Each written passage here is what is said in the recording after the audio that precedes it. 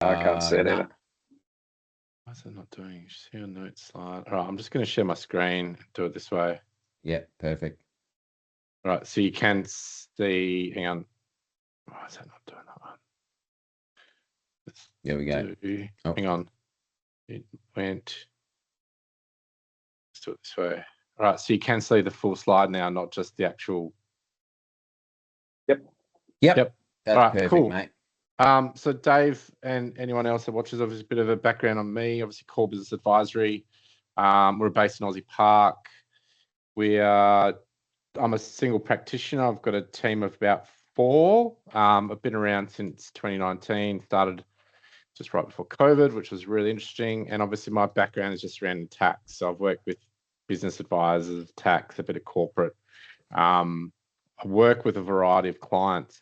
So I've had a broad experience elsewhere in mainly SMEs, high net wealth, property syndicates. So one of Oscar's other people as part of this group is a property developer, and I've worked with him and other like his previous kind of employer and in that space, and so I've got a pretty broad understanding of that, not just your general, mum and dad tax returns. And obviously, we, being a small practice, we get to give a bit more hands-on approach to stuff. It's the whole, Jerry Maguire, show me the money factor. So you're not just dealing with, 4 other accountants. You basically deal with me, and that's my, I guess, main point of difference. But obviously today I want to have a chat to you guys about tax planning and what is it, why is it important? Obviously with tax planning, the idea is that you keep more of what you earn. Each financial year you should be looking at it to some degree, and given that depending on year by year, it's quite relevant. So 11 days to the end of the financial year, which is pretty scary. Feels like it was yesterday that it was, the start of the year. So proactive. So we're not doing any tax avoidance. So we're not doing anything illegal. It's more about using the tax laws to our advantage. So I want to have a chat about 5 actionable strategies that will help you reduce tax before 30 June. I'll also look at some common traps and a real life example, and I'll throw the floor open to some Q&A. So what is it? As I said before, it's legally reducing tax planning by using timing, structure, and foresight to plan for tax, understand it, and try and mitigate it. It's important for individuals, investors, business owners, and it's quite critical for people with any family trust structures. And I'll get into that a bit later. The first one that we talk about, and it's something that you hear a lot about, is superannuation contributions. So you may not understand what they talk about when they talk about concessional caps or non-concessional caps. Non-concessional caps are just non-deductible contributions, so it's not really relevant for tax planning. My focus is more around the concessional caps. Each person has a cap of 30,000 per annum. It's changed. It used to be 27.5. Nowadays, and moving forward, it's going to be 30,000 per annum. What that means is you can put up to 30,000 in 1 year as either salary sacrifice, a mix of personal contributions, so after tax, before tax contributions, and you can almost claim tax deductions. They also have this thing called carry forward unused caps. So what that is the prior 5-year cap. So if you haven't used contributions for the last 4 or 5 years, you can actually go back and access those concessional caps. So if you only put in 5,000 last year, you can put in 20 odd thousand as a catch-up contribution. So you can put in more than 30,000 in 1 year. Potentially you can put up to 150 grand if if it's tax beneficial. So you can put that in as a once-off contribution and claw back some of that kind of unused cap that you've got from the prior years. There's obviously eligibility criteria around that. I won't go into the nitty-gritty, but generally your super balance has to be less than 500,000. But that's something that we look at, and potentially I've had clients that when they're approaching that 480 balance, they want to use it because they're going to miss out. They're never going to be able to access it again. So as your super balance grows, if it's over 500, you just can't do it anymore. So concessional contributions, what happens, you don't see this either, but when the money goes into a superannuation fund and it's a concessional contribution, the fund itself pays tax at 15%.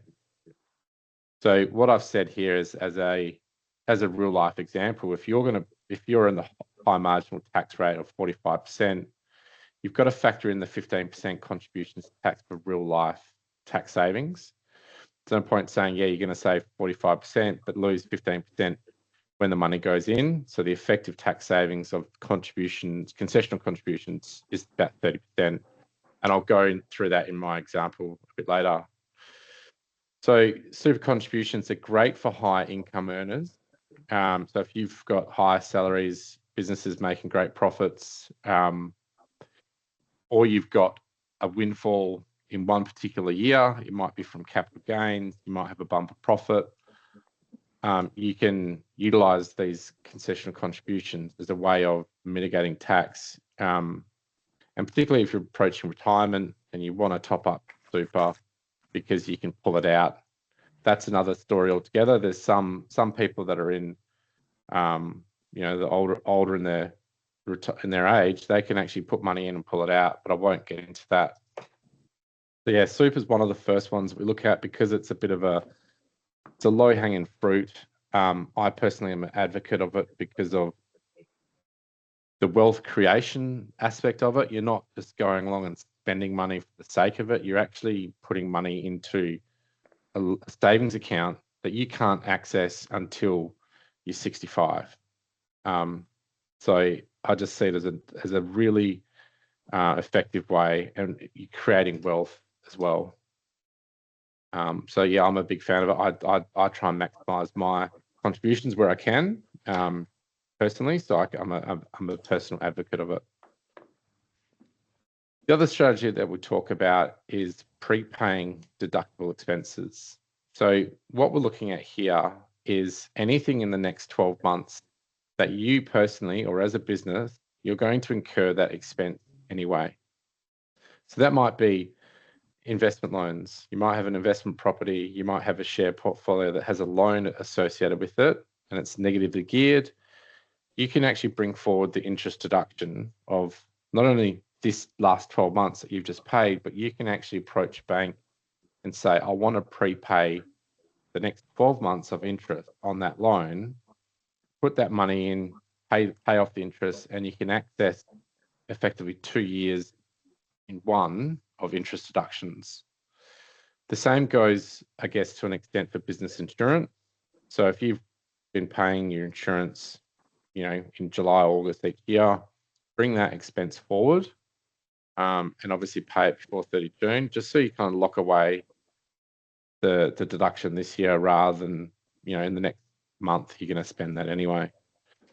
Again, with rent, so any commercial landlord that you have, more than likely, if you approach them, they're going to say, yeah, I'll take your money early. So it's similar with the investment loan. You can potentially pay up to 12 months rent in advance, or 2 or 3 months rent in advance if the cash is there. The other one is obviously software like subscriptions. So this is like your Microsoft, any other software that you might utilize. Dave, it might be like your RP Data, the Core Logic, these kind of tools that you use in your business. You might be on a monthly subscription. You can generally go, hey, look, I want to pay an annual subscription. So can we get that 12 months in advance? As an accountant, I personally have got way too many software that I need, but it helps me on my business, and I'm always paying them in June for the next 12 months, whether it be Microsoft or Xero or any other kind of software that I use. And it kind of, it's just a timing issue. So rather than spending it in July, August, or paying it on a month by month, just roll it all up into one. You're going to have that expense for the next 12 months, so you may as well bring it forward now.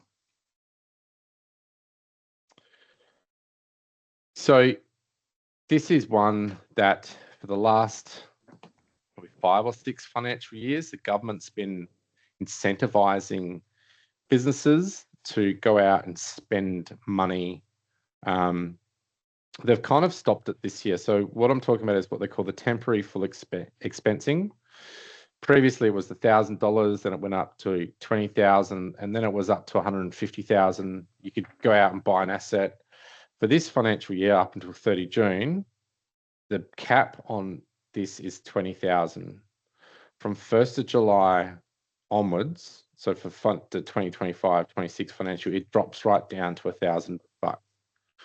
So if you've got any like laptops, phones, anything like any kind of tech or equipment that's around, you know, $2,000, $3,000 to $5,000, $15,000, if you're gonna want to buy buy it in the next few months, you may as well do it pre-30 June. I think Oscar went out and bought a new laptop from JB Hi-Fi, you know, because his old one was Cactus, and then, you know, you get the opportunity to write that off this year rather than buying it in July. And if it's over $1,000, you need to depreciate it over, you know, 3-4 years. So what we're saying is go out and buy that asset now, bring it forward, because next year you won't have, if it's more than $1,000, you won't be able to claim 100% of it in this first year. You'll still have to depreciate it under normal rules.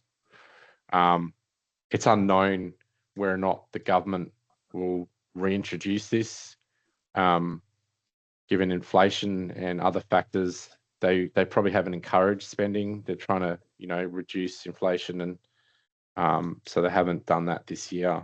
But it, you know, it'll probably pop up in May next year and say, you know, probably $20,000 again. It's just one of those things that pops up from time to year, and if you take advantage of it when you can, it's obviously a good little tax write-off. Another one that we talk about around timing is obviously income.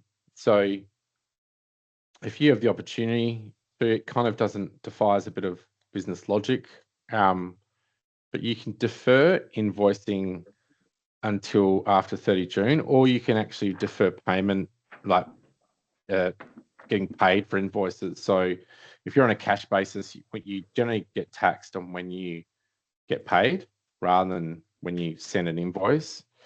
So it may not impact too much, but it's obviously for some businesses that aren't on a cash basis, you know, they can defer sending the invoice until 1st of July, and it pushes the income into the next financial year. And if you've got a business that has significant staff, or sorry, I've just said bonuses or capital gains, but what that means is basically you can, if you have a property or you're looking at selling a property or any assets, you can actually put that off until 1st of July and actually push the income into the next financial year. So again, capital gains tax, if you, you can defer the timing of when you're having to pay capital gains if you put it into July. Also, depending if you may have sold properties or you may have made money on shares or crypto. So you may already be sitting on some capital gains for this financial year. There's an opportunity now until 30 June to actually look at your other portfolio of assets and to look at if you potentially have any assets, whether they be shares or, you know, crypto or anything like that. You probably wouldn't think about it with property, but you can actually sell those assets and then buy them back following day. If they're sitting at a loss, what that does is it realizes the loss this financial year, so you can offset the gains that you've made, and you still own the asset. It might cost you a small amount in brokerage, or as I said, you probably wouldn't consider it for property because there's stamp duty and, you know, significant settlement costs to do that.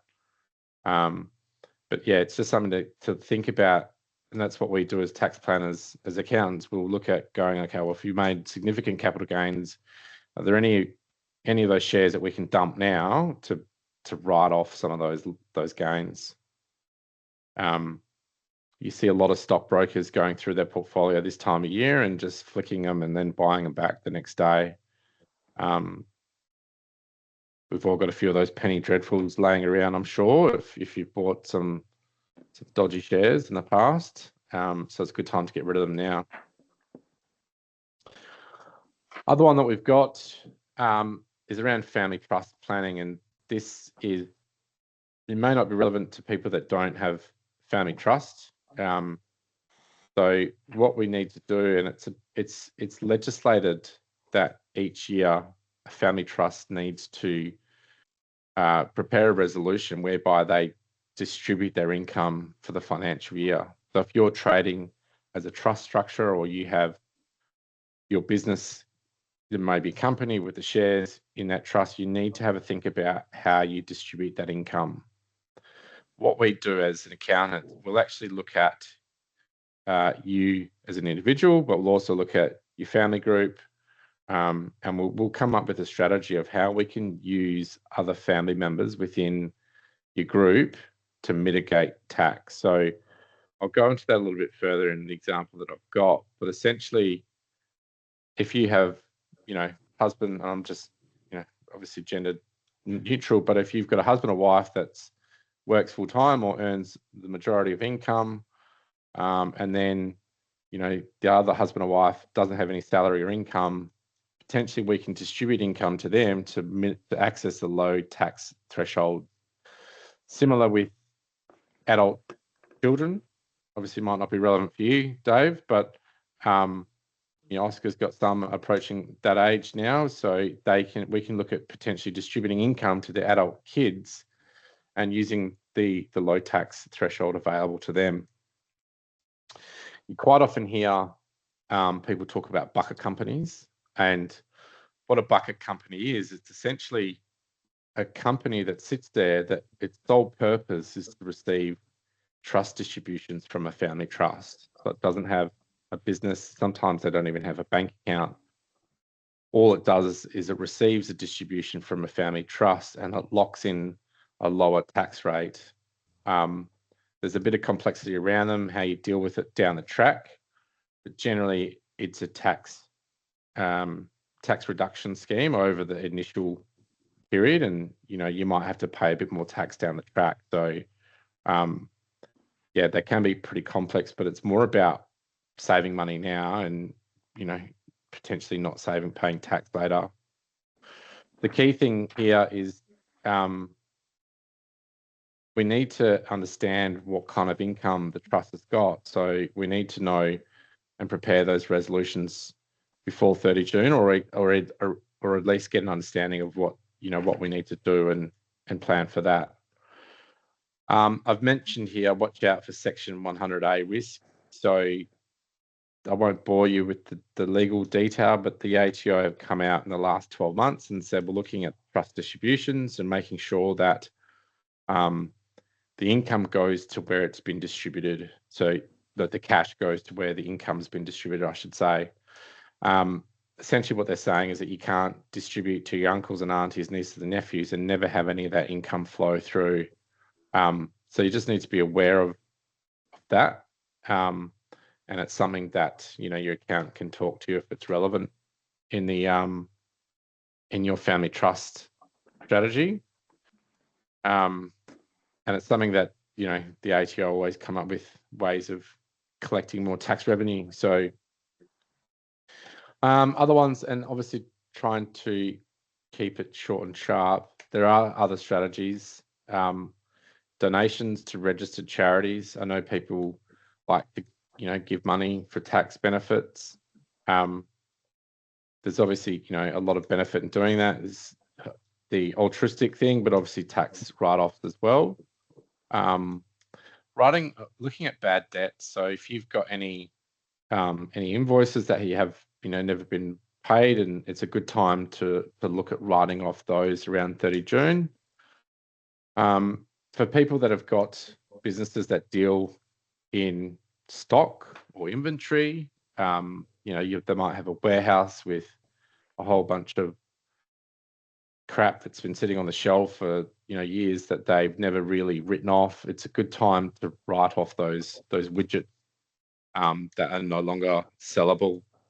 And the other thing is obviously preparing for your home office and car logbook. So making sure you've got your house in order now rather than around tax time when the accountant asks for a logbook, because there's obviously more stringent claims with the home office now. You need to actually have documented your home office time rather than just using 5 hours a week. It's actually got to be calendarized or diarized, I should say. So that's mainly most of the strategies that each year that we look at. Sometimes we see a lot of people not doing the right things. Common mistakes to avoid. The biggest one is leaving planning too late. So if you want to start thinking about putting super contributions, you need to be doing it, last month. There's obviously timelines around when these need to be done. So there's no point doing tax planning any later than now, I would have thought. Generally we start tax planning in April, May. So we've got enough time to implement strategies in time to, so we don't miss these cutoff times. Another one is, I hate this, but obviously not tracking receipts and deductions and not knowing where you're at. There's no point doing running a business and not having, a good record keeping system. Nowadays with Dext, HubDoc, using Xero, there's no excuse for not having all your receipts and deductions. Everyone has got a OneDrive, everyone's got a Dropbox or Google Drive that they can use as a base. But there's obviously still, the like Xero online subscriptions, those kind of things. They've got access to those sort of document management systems as well. Ignoring super caps. So I've mentioned this. If you exceed those caps that we talked about initially in the first slide around super contributions, there are some implications. So you need to be aware, and you can't just chuck in money willy-nilly. There needs to be obviously, there are excess tax contributions that you pay if you exceed these. So you need to take the advice that you get given by your financial planner or accountant around the super cap. And obviously not preparing trustee resolutions. So I've seen quite recently some horror cases of people not actually doing it, and then the trust being assessed on the tax rather than the individual, and the trust would pay top marginal tax rates. So it can be very costly if you don't do it, and generally that's people that come across that haven't had a good account before. So if you're any account with their weight in gold would tell you that you need to do these, and not just do them willy-nilly. They need to actually have some bit of methodology and understanding why they're doing it. I had a client recently that came on board that had the husband getting 50 grand and the wife got 350. And I had to take a double take and wondered what the actual previous accountant was thinking. It was crazy. They've paid way too much tax there. So this is an example. So you probably can see that actually doesn't look too bad. So this is what we do with clients that have got a business. So this is this guy runs like a financial. He's like a finance broker. So he's got a company. He's got a trust, husband, wife, and he's got the one son. He doesn't utilize a bucket company because he's already got the company accessing corporate tax rates. You can see here, the first column there with example PTY, obviously that's his business profits. He's done pretty well. What he's done is for the company, he's done some prepayments. So he uses a whole bunch of software. He actually uses RP Data and CoreLogic for clients that want to get reports done on property that they're buying, and he can actually do it for his own kind of a bit of a value add. And there's other software that he can go out and purchase now. So in terms of tax saving for a company, I've advised him to go out and spend $7,500 now. you can see down the bottom the estimated tax liability after or before and after, and then the very bottom line is the tax savings. So for a company spending $7,500 now, he's saved $1,800. We do the trust distributions, so we've sat down with him and said, okay, well, based off the income that you are going to declare this year, what's the best way to do that?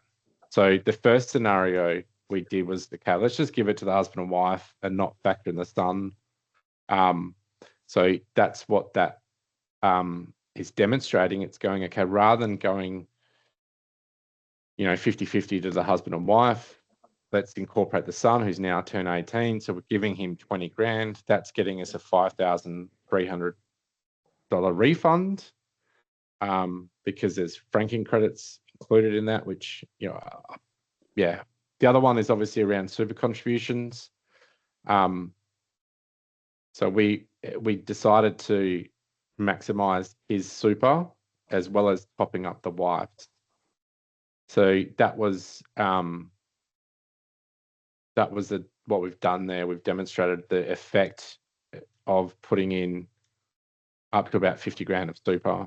So overall, just by doing $7,500 in prepayments, about $50,000 in super, which they're a big fan of because they're approaching retirement age, and also using the son in the family trust distribution, I saved this client about $28,000 in tax. May not be the same numbers for you guys, but it's just a demonstration of what we can actually do if we're given a chance and the clients are proactive and actually, listen to and take action on the advice. Obviously, there's a cost in doing this. The super contribution might not be in everyone's wheelhouse, but the prepayments, most of the time people are willing to do that if cash flow's there. And to if you spend $7,500 and you save $1,800, you'd almost jump at every chance you get that. But that's just an example of what we actually do for clients. Now, obviously, I've put in here of how I can help, and I'll throw this out to all the other guys that didn't make it here today as well. Yep. But Dave, I'm happy to sit with you, whether it's over Teams or come into the office, and I can sit down and actually have a chat to you for an hour and just say, look, how can we help? Obviously in first year as buyers agents, but this is going to be relevant year after year as well. So we can sit down and go, how's it been for this year? We can look at your profit and go, okay, well, what do we need to do to mitigate that? Is there any strategies or levers that we can pull where we can save you a bit of tax? So I'm happy to sit down with you next week. Obviously, given the timing, we don't have a lot of time. So, it's just bear this in mind for next year as well. It's a good opportunity to maybe do this again this time, like a little bit earlier next year. And obviously around financials and tax returns, they're that's the bread and butter stuff that we do with clients. But it's also making sure that you understand what you need to do. There's no point waiting till May, which is generally your tax lodgement due date. There's no point waiting till May the following year to find out how much tax you have to pay. So I'd much rather clients know early and give them more time to, put money away, or if they're getting a refund, they can lodge early as well so they can get that money and put it back into the business. But yeah, that's obviously how we can help. So yeah, looking at tax planning each year and then obviously doing, financials and tax returns earlier rather than later. So yeah, that's about it. I'll just throw it out there if you had any questions or anything. With the home office, what you've got to keep a diary of when you're working in your office at home, what are the costs that you can claim for a home office? So it depends. So generally they go based on a cents per hour method, right? So Right. you know, it's 67 cents per hour. That covers off on like your lighting, heating, cooling, use of mobile phone, use of computers and laptop. So if you want to get specific and go, no, I want to claim the depreciation of my desk. I want to claim the depreciation of my laptop. I'm going to claim a percentage of my mobile phone. There's two kind of method. There's like an actual or the cents per hour method. I mean, if you were running, if you had like a podiatry or something like that, where half your house was dedicated to a home office, and it wasn't just, you know, sometimes you use the kitchen table, sometimes it's, you know, a dedicated home office. Yeah. Yeah, so it varies. So you can actually go along and find out, you know, if I've got, you know, a computer that uses X amount of watts per hour, you can calculate it based on that. But generally people are just going, I'm going to do the 67 cents per hour for use of electricity, and you know, that includes mobile phone. So but it needs to be diarized. You used to be able to go along and say, this is my average hourly, you know, my average hours a week. Bang, put that in. You know, the ATO wouldn't blink, but nowadays they go, no, we want to see, it's like a logbook. You have to have a diary. Most people say, well, every Thursday or Friday I work at home. There's my 8 hours. That's all I'm going to claim. If you want to start claiming overtime and stuff like that, then they say, okay, well, we want to see some evidence of that. But it's a bit different if you're running. That's more so for a employee, like employee individual deduction. If you're a business and you've got a home office, generally as a business, your mobile phone or your internet was going to be 100% deduction. Even if you rent where you live and you run a business and you've got a company or a trust or something like that, then you can claim a percentage of the rent. So there's two different, either home office as an individual or home office as a business. Yeah, there's two different ways of calculating it. Yep. Okay. That requires a bit more conversation one-on-one. You know, the receipts and deductions, you meant, is there a threshold where you don't need a receipt for tax purposes? Like, is it anything under $50?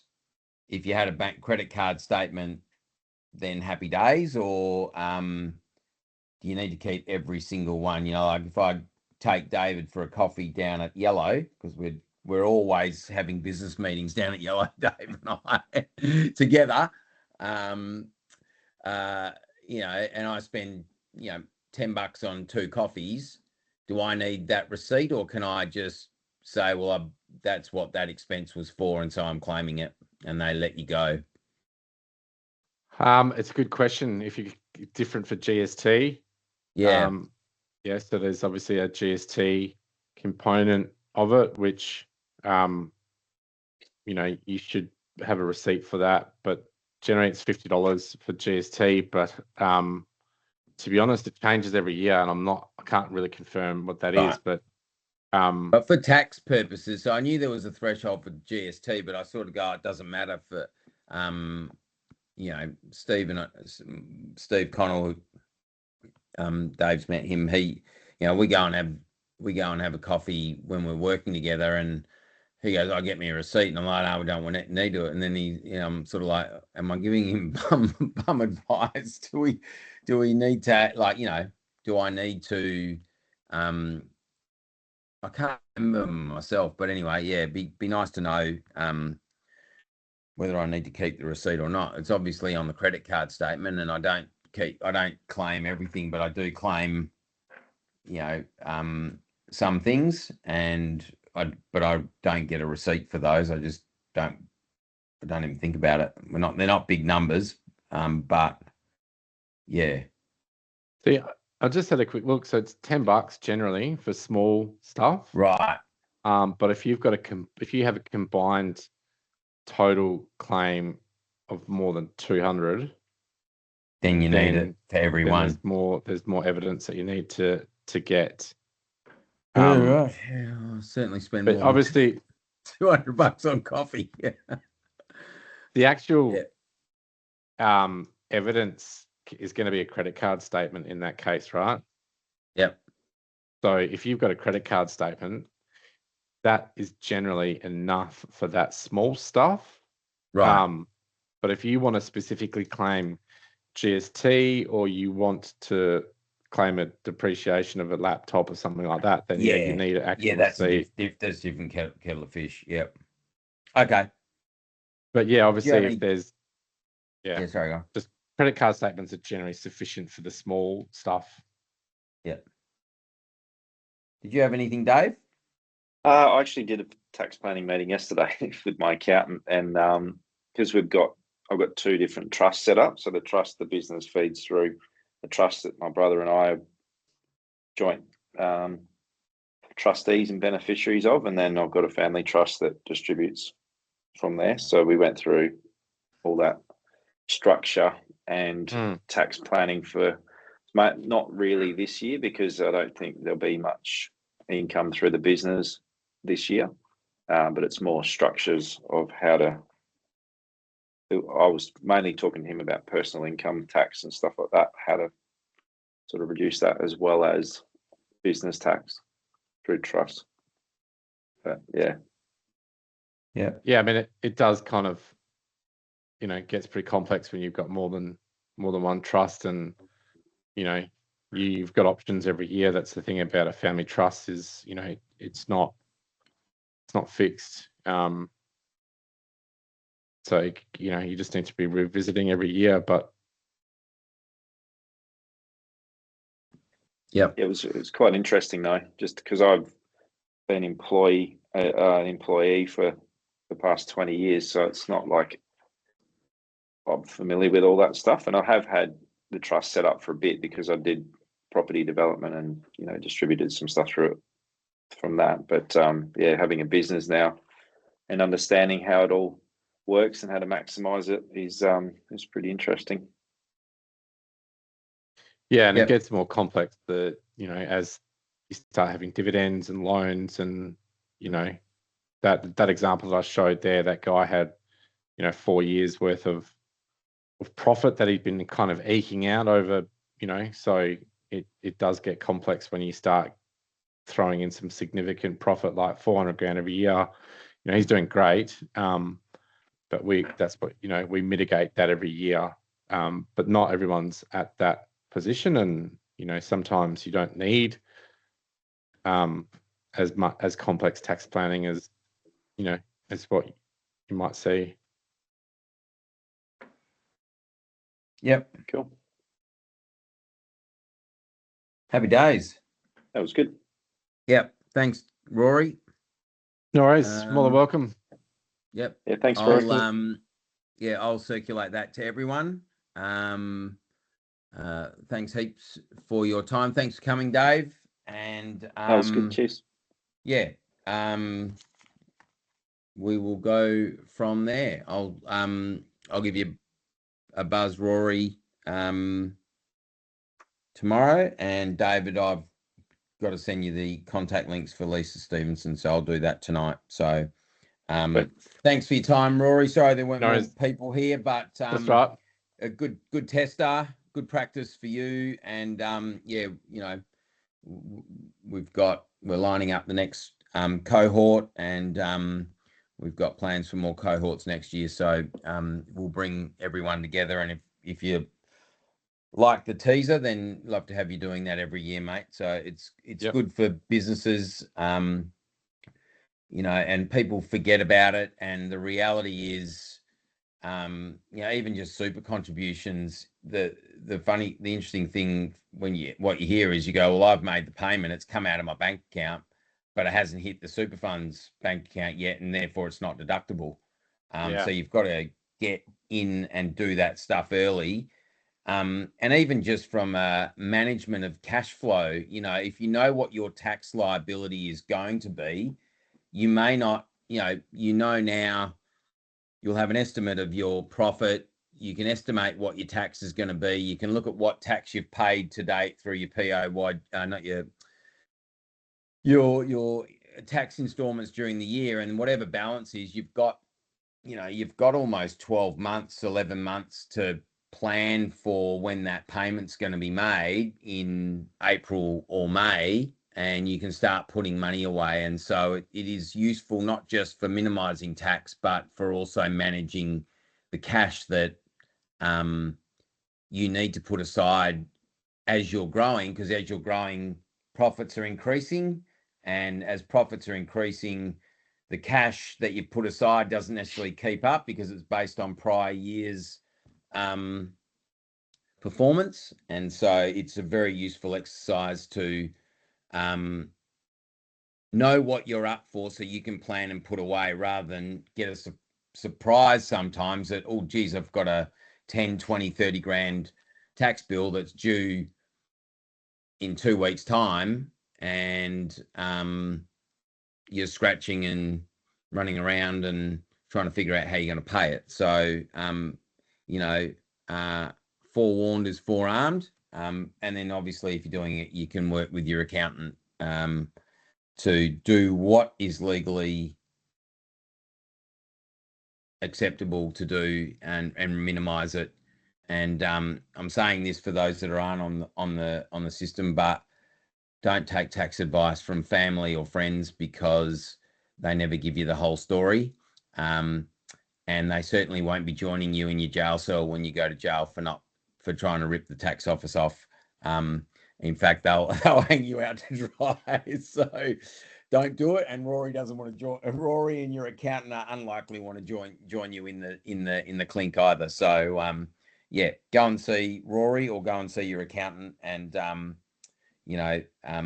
get organised. So thanks heaps, Rory. Very much appreciated. Thanks, Dave, for joining us. Thanks for the chance to chat. Thanks, guys. Yeah, chat soon. Thanks. Cheers. Cheers. Yeah, bye. Thanks.